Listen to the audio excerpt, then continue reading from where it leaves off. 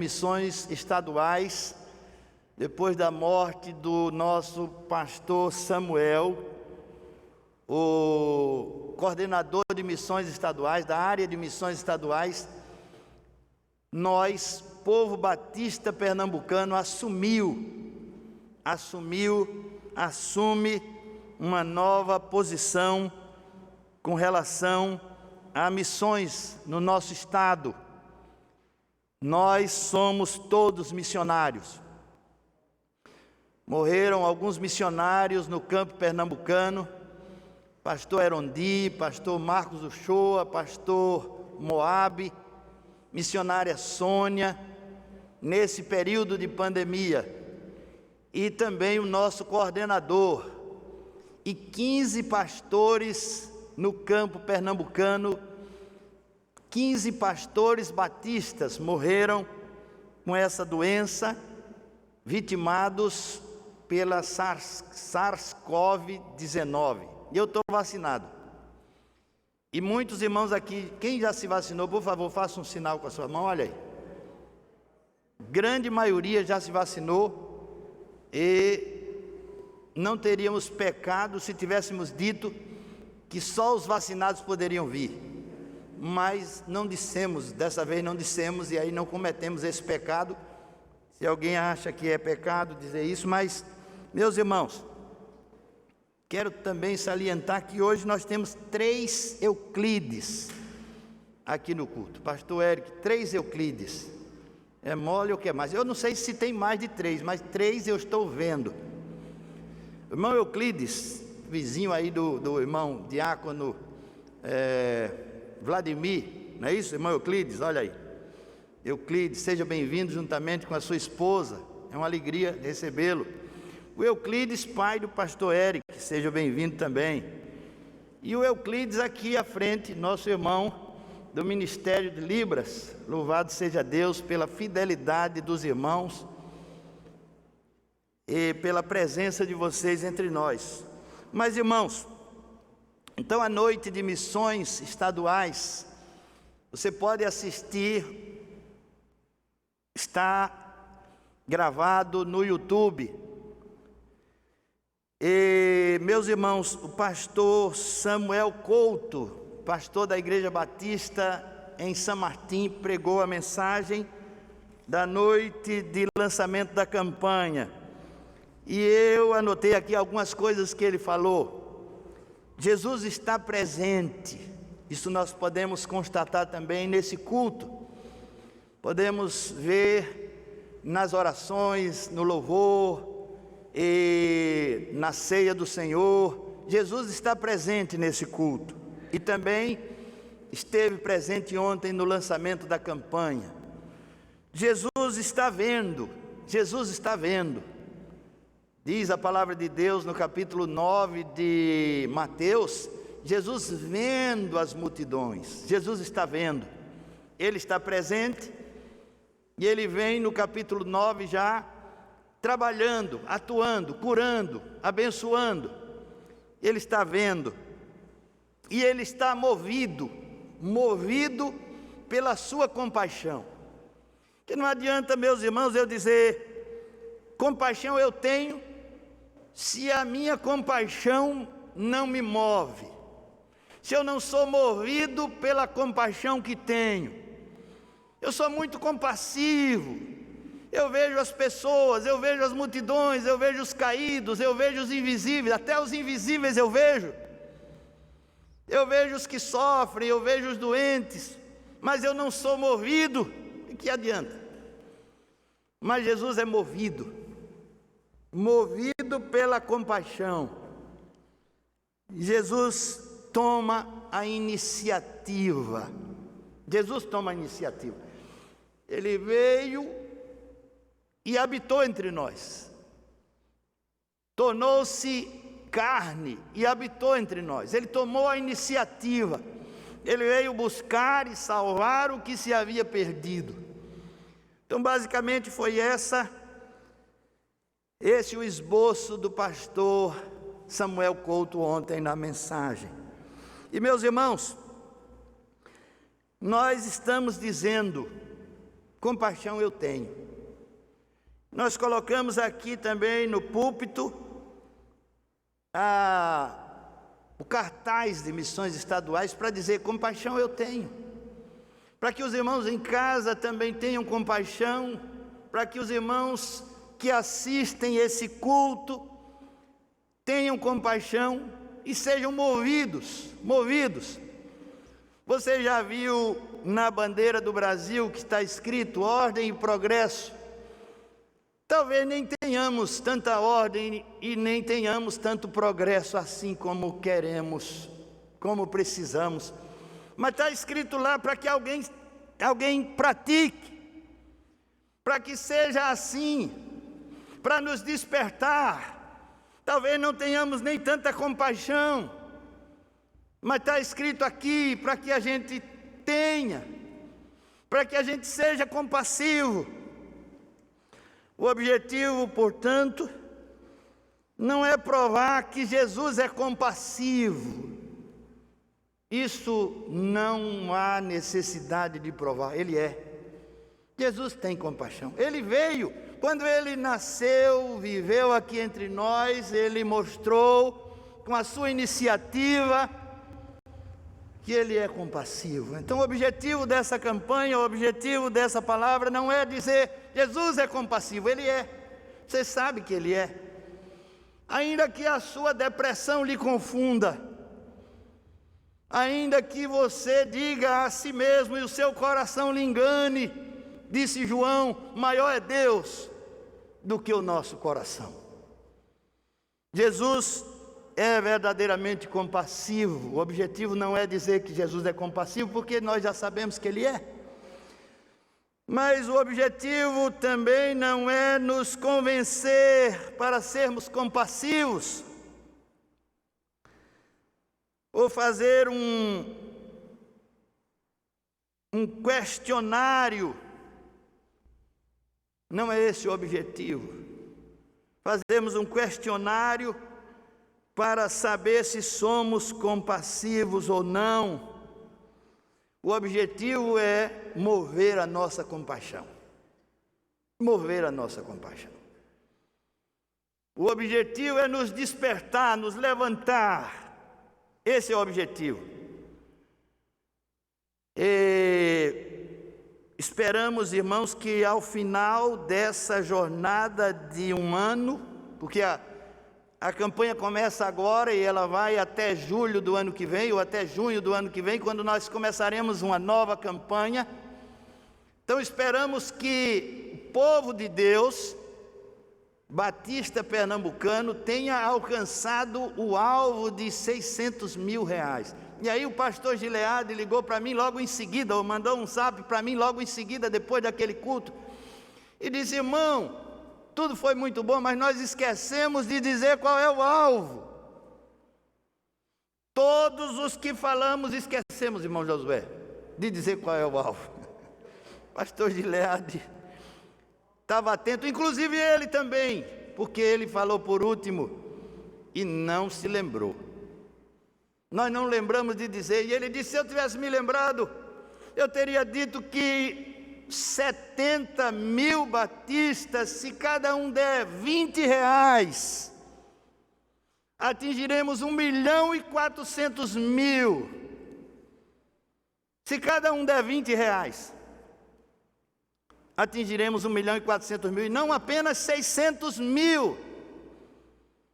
Dobraremos e ainda ultrapassaremos o dobrado. 1.400.000, se cada um der 20 reais. Veja como nós contribuímos tão pouco, irmãos.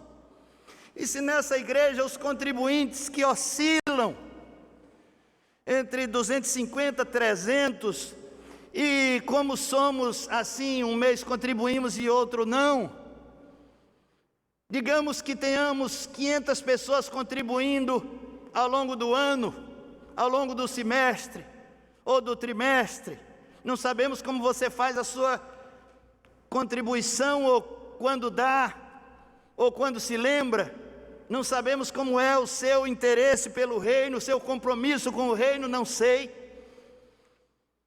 Mas digamos que 500 pessoas da nossa igreja, porque temos mais de 1.000 no nosso hall de membros, mas digamos que 500 pessoas aqui nessa igreja dessemos R$20 para missões estaduais, atingiríamos, alguém sabe fazer conta? R$10.000, sem nenhum esforço, sem nenhum esforço. Então foi essa conta que o pastor Gileade fez ontem, depois do culto. Ficamos até tarde da noite, conversando como dois desocupados, sobre isso. Foi bom porque foi sobre coisa boa, né? Tem gente que fica ali no WhatsApp, conversando a noite toda, outras coisas, mas foi isso. Conversamos sobre a campanha, conversamos sobre a mensagem do pastor, conversamos sobre tudo o que está acontecendo no estado. E meus irmãos, nós precisamos orar por um coordenador para substituir o pastor Samuel. Precisamos orar. Ou por 3 coordenadores, ou por 5 coordenadores, ou por 19 coordenadores, ou por 70.000 coordenadores. Que todo o povo de Deus seja missionário. Que todo o povo de Deus se levante e diga: é comigo agora. Pastor Samuel morreu, mas eu estou vivo. Eu fui preservado, eu fiquei para fazer a obra do Senhor. Eu fui chamado, Deus me deixou aqui e eu estou despertado, e eu estou levantado, e eu estou animado, e eu estou vivo, e eu vou fazer a obra, e é comigo, agora é comigo. O caldo engrossou e eu entrei na luta. Eu disse lá ao pessoal de missões: eu não posso ser coordenador, porque eu tenho uma igreja, não dou conta. Os irmãos sofrem por causa da ausência do pastor. O pastor não dá conta, o pastor não consegue chegar lá. Como é que eu vou assumir um trabalho, mais um trabalho desse?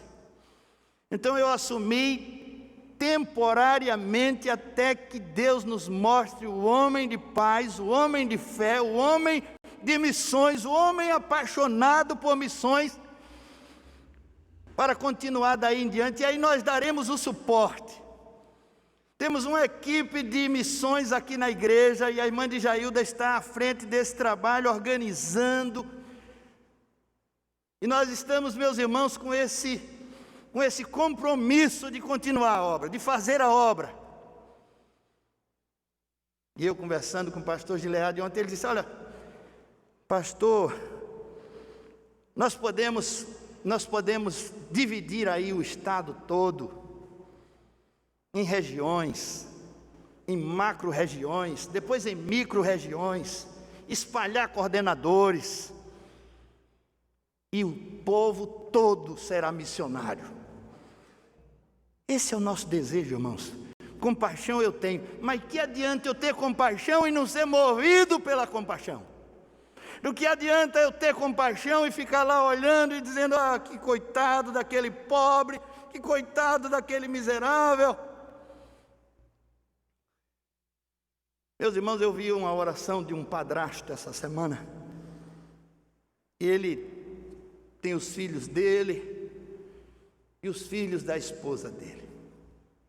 E ele disse assim na sua oração, uma oração muito comovente, muito boa a oração dele. Mas ele disse assim: Senhor, graças te dou pelos meus filhos. Senhor, bota a tua mão no inferno e tira os filhos da minha mulher, porque o Senhor, a sua mão, o Senhor não queima. E eu pensei assim: meu Deus, que coisa linda essa oração. Mas, sabe, nós precisamos, irmãos batistas de Pernambuco, batistas de Rio Doce, nós precisamos queimar as nossas mãos, enfiar a nossa mão no inferno para tirar pessoas. Nós precisamos. Nossos filhos, muitos deles estão no inferno. Nós precisamos chamar de nossos enteados filhos. Primeiro, não precisa ter enteado, basta ficar casado, feito o irmão Edson. Basta ficar casado que você não vai precisar de ter enteado. Mas se você tem enteados, Se você tem os seus enteados, chame eles de filhos. E coloque a mão no inferno para tirá-los de lá e queime as suas mãos. Isso é ser movido pela compaixão. Você está entendendo o que é ser movido pela compaixão? Você sabe o que é entrar no inferno? Ah, mas eu sou crente, eu sou salvo, santificado. Só o sangue, só o sangue, só o sangue de Jesus. Isso é muito bom, mas é o sangue de Jesus que nos purifica de todo pecado, que nos leva a buscar e salvar os que estão perdidos no inferno.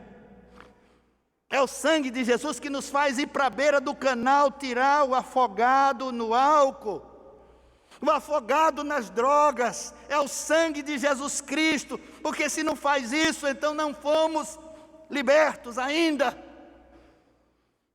Quando alguém é liberto no sangue de Jesus Cristo, essa libertação, ela causa uma compaixão. Você deixa de ser autocompassivo e passa a ser compassivo, movido pela compaixão.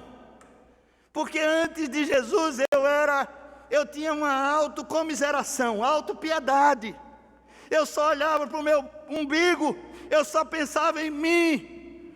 Mas agora que Jesus me fez nascer de novo, eu tenho compaixão e eu sou movido pela compaixão. Percebe isso? Faz sentido isso para você? A compaixão de Jesus,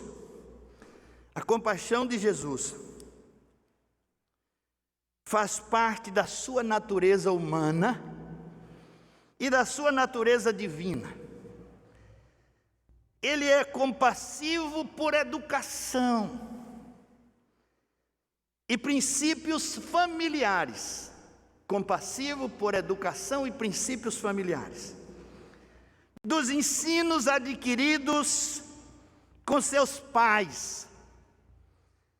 Também por ser filho de Deus, ele é compassivo. Então Jesus, na sua natureza humana e na sua natureza divina, ele é compassivo. E você já viu o cego de Jericó pedindo: Jesus, filho de Davi, tem compaixão de mim. Tem compaixão de mim. Jesus é, portanto, filho de Davi, filho do homem, filho de José e de Maria e filho de Deus. Essa nomeação, filho de Davi, é porque ele é o Messias, o escolhido, que vem para reinar eternamente na dinastia de Davi. A compaixão é ensinada. Mas também é atributo do novo nascimento. Ela é ensinada, mas também é atributo do novo nascimento. Uma criança deve ser testemunha do amor do pai pela sua mãe e pelos demais familiares. Um homem que não ama a sua esposa, não ama os seus familiares, ele não ensina compaixão aos seus filhos. Isso é natural.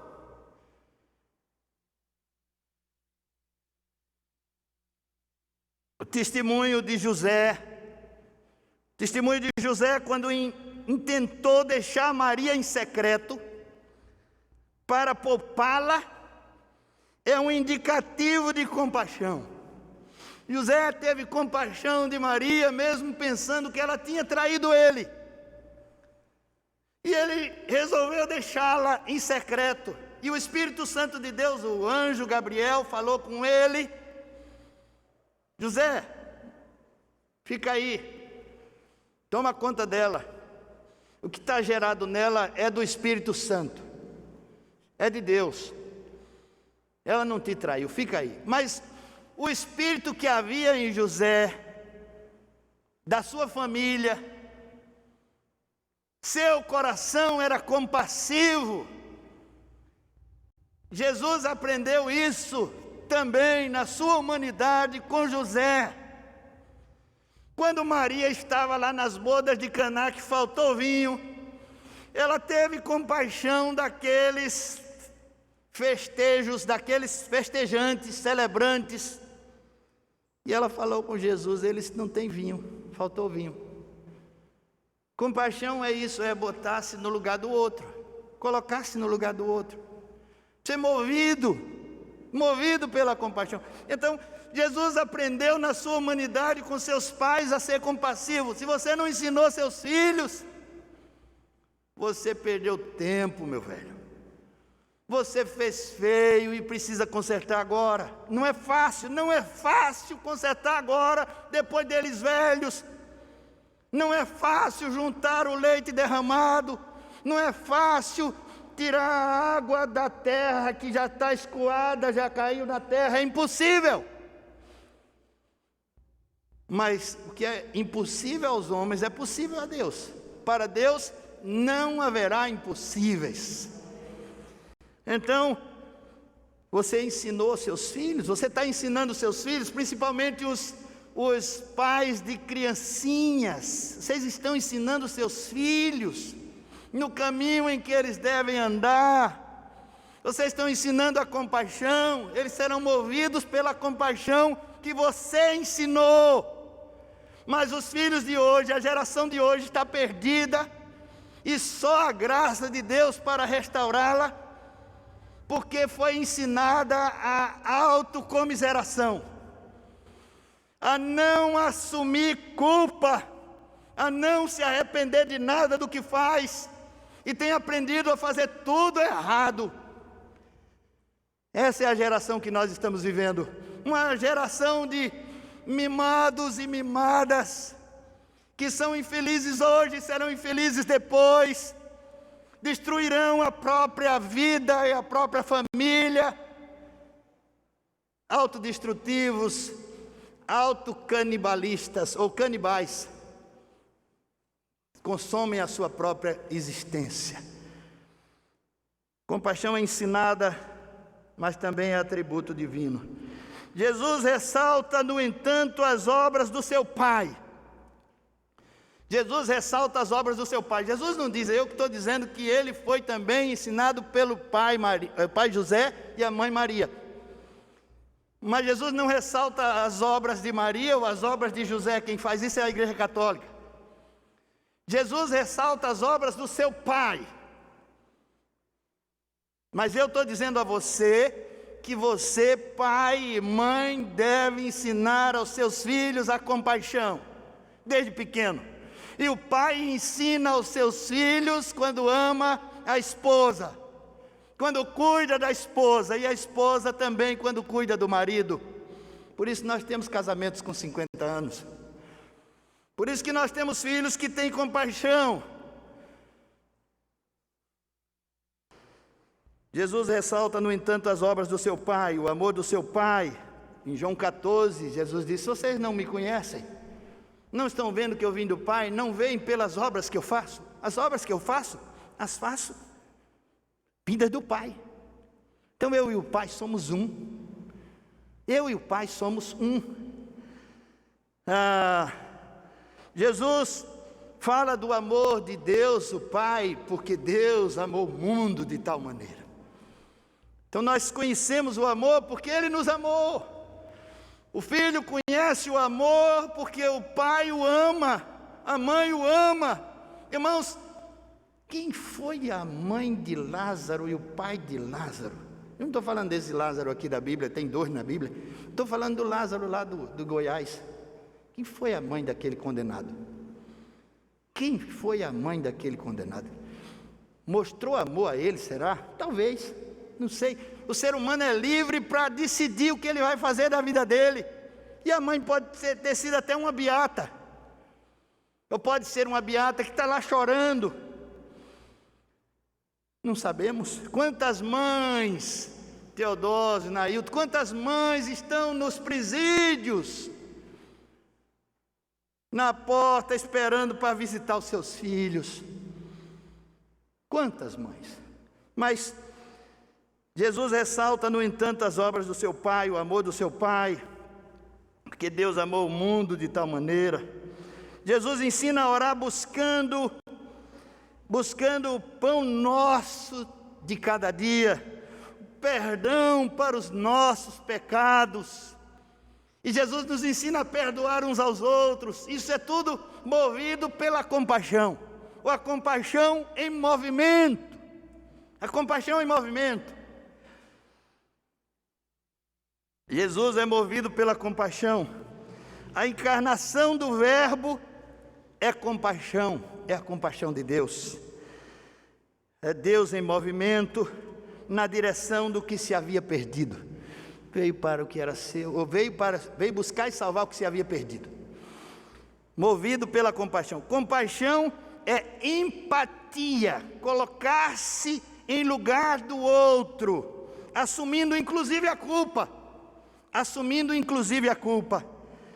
A cruz é a maior prova de amor. A maior prova de amor é a cruz. Uma menina perguntou a um menino: me fale de amor. Aí o menino parecia que era um ET, só sendo ET. A menina perguntar: me fale de amor, e o menino dizer Jesus, só sendo um extraterrestre, não é? Ou então um menino que nasceu de novo e que é uma mulher de verdade. Mas me fale do amor. Jesus. É Jesus. A cruz é a maior prova do amor. É a cruz. Entender sem deixar de culpar o errado. Isso é entender, colocar-se no lugar, sem deixar de culpar o errado. Nós entendemos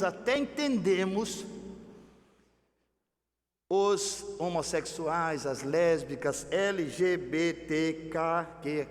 Nós entendemos, nós sabemos que fomos mal doutrinados. Há uma mente insã que doutrinou essa geração, preparou essa geração para isso. Nós entendemos, nós amamos, mas não podemos tirar a culpa. Jesus até assumiu a culpa, assume a culpa dos arrependidos, dos que confessam, dos que deixam o pecado. Jesus assume a culpa. Isso é compaixão. Isso é compaixão. Podemos entender sem deixar de culpar o errado, dando-lhe a chance do arrependimento, permissão para levantar e seguir, permissão para arcar com as próprias consequências. Você errou, você vai arcar com as consequências. Ou você não quer arcar com as consequências? Não quer arcar com as consequências, não quer aceitar a punição, não quer aceitar a disciplina, não quer aceitar, mas você tem que aceitar, você tem que assumir. Aqui ou na eternidade você vai ter que pagar pelos seus erros, as consequências do seu erro. Agora, Jesus se compadeceu de nós e nos perdoou, mas as consequências virão. Davi foi perdoado, mas morreu 4 filhos de Davi. E ele chorou: Absalão, Absalão, meu filho, como eu gostaria de morrer em teu lugar.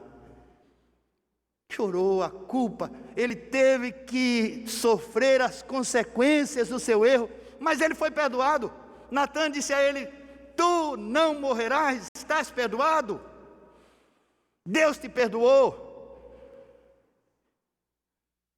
Permissão para levantar, seguir, arcar com as consequências, mas com o coração livre. Eu sou livre, é o que cantamos aqui. Eu sou livre. A ovelhinha presa nos galhos, ou o cordeiro preso lá nos galhos do Monte Moriá, dá a Abraão e a Isaque o direito de descer da montanha e prosseguir sem o pecado. cordeirinho ficou morto lá. Abraão e Isaque voltaram para casa livres. É isso que é compaixão. É a cruz. Jesus morreu. Isso é a maior prova da compaixão. O amor, a compaixão em movimento. Quando Jesus absolve a mulher adúltera, ele é o cordeiro providenciado por Deus. Acontece a mesma coisa. Lá em Jerusalém está Jesus, chegam os homens poderosos e trazem uma mulher pega em adultério, jogam lá nos pés de Jesus. Ela foi pega em adultério e Moisés mandou matar. E agora? Vai fazer o quê? Aí Jesus diz: quem não tiver pecado, atire a primeira pedra. E eles, com a consciência pesada, vão saindo de um por um e vão embora. E aquela mulher fica aos pés de Jesus. Jesus diz: cadê os teus acusadores? Ninguém te condenou? Não, eu também não te condeno. Vai e não peques mais. Mas sabe por que ele tem autoridade para dizer isso? Porque ele morreu no lugar dela. Ele foi morrer no lugar dela logo em seguida. Eu não poderia dizer isso. Eu e você não poderíamos dizer isso, mas ele, movido pela compaixão, ele veio, encarnou, viveu aqui e deu a vida por aquela mulher. Ele podia dizer a ela: vai, não peque mais, vai. E eu digo a você, meus irmãos, se aqueles homens tivessem ficado ali aos pés de Jesus também, ele também teria dito a eles: perdoados são os teus pecados. Mas eles foram embora. E você, quando é confrontado com o seu pecado e vai embora, você perde a oportunidade de receber a graça de Deus, de receber o perdão. Quando Jesus absolve a adúltera, ele é o cordeiro providenciado por Deus para morrer por ela. Não ficou de graça aquele ato. Absolvendo a mulher, ele assume a culpa dela. A compaixão dele pelas multidões é abolicionista. A compaixão dele pelas multidões é abolicionista. Não é só o pão material que ele dá àquelas multidões. Ele também dá o pão espiritual, ele também dá o perdão. Ele também liberta. Conhecereis a verdade e a verdade vos libertará. É não apenas um gesto de caridade, não apenas dar uma cesta básica, mas salvar, dar vida eterna, perdoar os pecados, morrer em lugar da multidão. O remédio nunca poderá ser solteiro. O remédio nunca poderá ser solteiro. Sempre casado com as boas novas de salvação. O remédio sempre será casado com as boas novas de salvação. E eu quero terminar lendo com os irmãos Tiago. Depois de Hebreus, você vai encontrar Tiago, capítulo 5. O remédio sempre será casado com as boas novas de salvação. Não se esqueça disso. Irmão Edson nunca compra um remédio sem falar do Evangelho. Olha, comprei esse remédio para você, mas o remédio que cura é Cristo. Você precisa se arrepender dos seus pecados. Irmão Xavier nunca vai aferir uma pressão de alguém e ver se ela está com os batimentos bons para continuar vivendo, sem dizer: você conhece Jesus?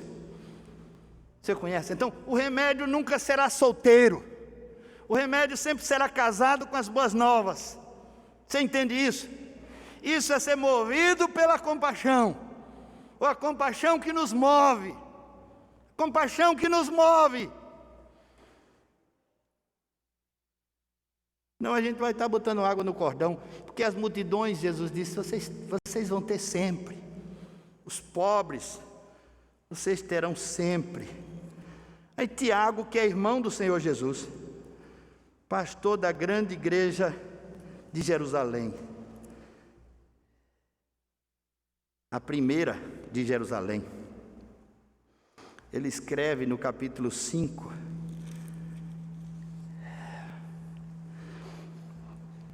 a partir do verso 12, Se eu tivesse tempo, eu ia falar todo o capítulo 5, mas vou falar só um pouquinho, só para concluir. Acima de tudo, meus irmãos, não jurem nem pelo céu, nem pela terra, nem por outra coisa qualquer mais que o sim, por outra coisa qualquer, mas que o sim de vocês seja sim e que o não de vocês seja não, para que vocês não incorram em condenação. Alguém de vocês está sofrendo? Faça oração. Alguém está alegre? Cante louvores. Alguém de vocês está doente? Chame os presbíteros da igreja, diáconos, pastores, líderes. Estes façam oração sobre ele, ungindo-o com óleo, ou seja, leva um remédio, elixir sanativo, não sei se está permitido o elixir paregórico, parece que foi condenado, mas outro elixir, leva a pessoa para tomar vacina, ou leva hidroxicloroquina, não faz mal não, Pedro Bó, leva, não faz mal não. Negócio de botar na tua cabeça, tira isso, leva o hidroxicloroquina para o cara, leva. Naildete e Gilson levaram para mim, eu estou aqui vivo. Tomei a vacina sexta-feira, sofri só com AstraZeneca, fiquei todo quebrado, com febre, passei a noite ali, tremendo, parecia uma vara verde. Leva o remédio. Agora o remédio não pode ser solteiro, está entendendo? Está entendendo? O remédio tem que ser casado com as boas novas. Aí veja só o que é que Tiago diz. Chame os presbíteros da igreja e estes façam oração sobre ele, ungindo com óleo em nome do Senhor. E a oração da fé salvará o enfermo e o Senhor o levantará. Se houver cometido pecados, veja só como é que está. Por que a gente separou isso?